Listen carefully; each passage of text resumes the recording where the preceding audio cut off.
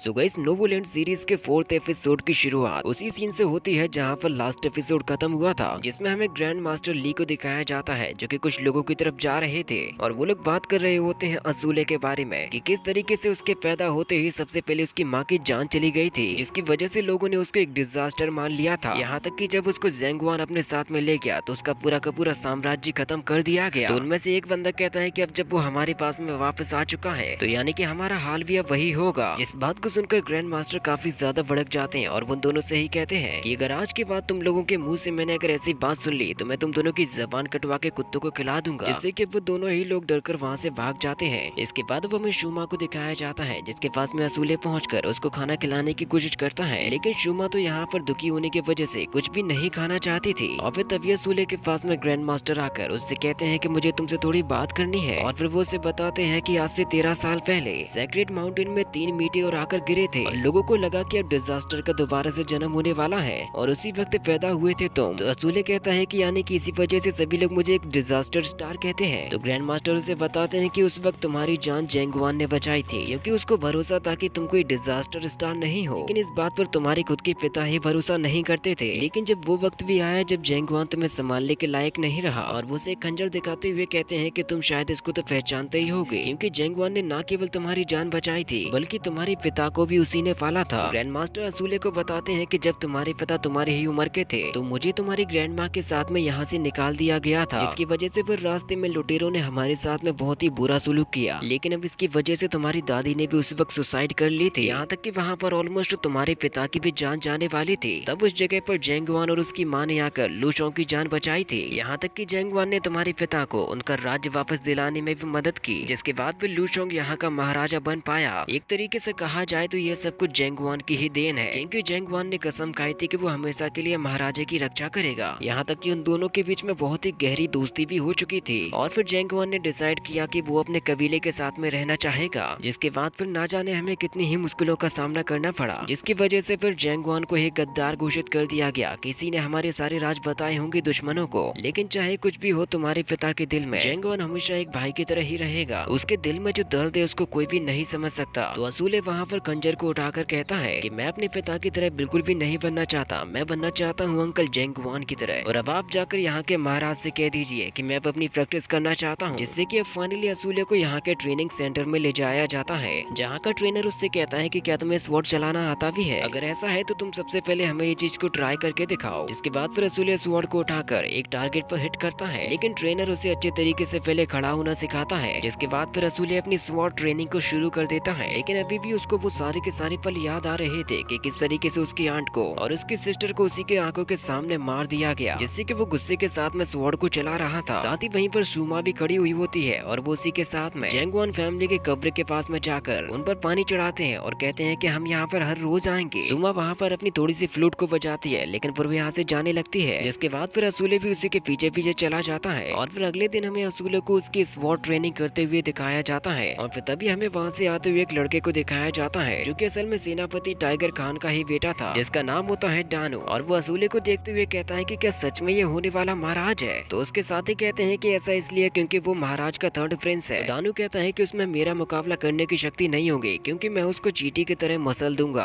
असूले जैसे ही अपनी ट्रेनिंग करके थोड़ा सा रुक जाता है तभी उसके ऊपर अटैक किया जाता है एक तीर से, क्योंकि अब वहाँ पर डानू सच में चला जाता है और वो उससे कहता है कि ये हमारे ट्रेनिंग करने की जगह है जो कि किंग यांग से है, लेकिन तुम तो किंग यांग से बिलोंग तक नहीं करते, क्योंकि तुम तो किंग यांग के एक गद्दार के हाथों से पाले गए हो और तुम्हारे डिजास्टर स्टार होने की वजह से तुमने उसकी पूरी फैमिली को तबाह कर दिया। और इतना बुरा भला सुनने के बाद असूले यहाँ से जाने लगता है। तो डानू उससे कहता है कि अगर तुम सच में होने वाले महाराज हो तो मेरा मुकाबला करके दिखाओ। और वो जैसे ही उसके ऊपर अटैक करने वाला होता है तो फिर वहाँ पर ट्रेनर आ जाता है और वो डानू के पीछे धकेलते हुए उससे कहता है कि महाराज के आदेश पर इससे यहाँ पर ट्रेनिंग दी जा रही है और अगर तुम अपनी ट्रेनिंग को कंटिन्यू रखना चाहते हो तो तुम यहाँ से किसी दूसरी जगह पे भी जा सकते हो, क्योंकि अब तुम इस बच्चे से दूर ही रहोगे। तो डानू असूले से कहता है कि यकीन मानो तुम मेरे पास में लौटकर जरूर आओगे। इसके बाद अब हमें असूले को यहाँ से जाते हुए दिखाया जाता है और वो जेंगुआन फैमिली के कब्र की तरफ जा रहा था, लेकिन वो वहाँ पर कुछ ऐसा देखता है जिसकी वजह से उसके हाथों से तलवार छूट जाती है, क्योंकि वहाँ पर शूमा के घड़े फूटे डले हुए थे, जिससे कि असूले तुरंत ही समझ जाता है कि जरूर कोई ना कोई गड़बड़ तो हुई है। इसीलिए फिर वो तुरंत ही उसको आवाज लगाने लग जाता है और जब वो कुछ देर बाद लौट कर आता है तो उसे सुमा बैठी हुई नजर आती है, जिसकी अब बांसुरी टूट चुकी थी। साथ ही वो यहाँ पर बैठकर रो भी रही होती है। और इसी के साथ में ये एपिसोड एपिसोड भी यहीं पर खत्म हो जाता है। तो क्या आप में से कोई बता सकता है कि शूमा के साथ में ऐसा किसने किया होगा?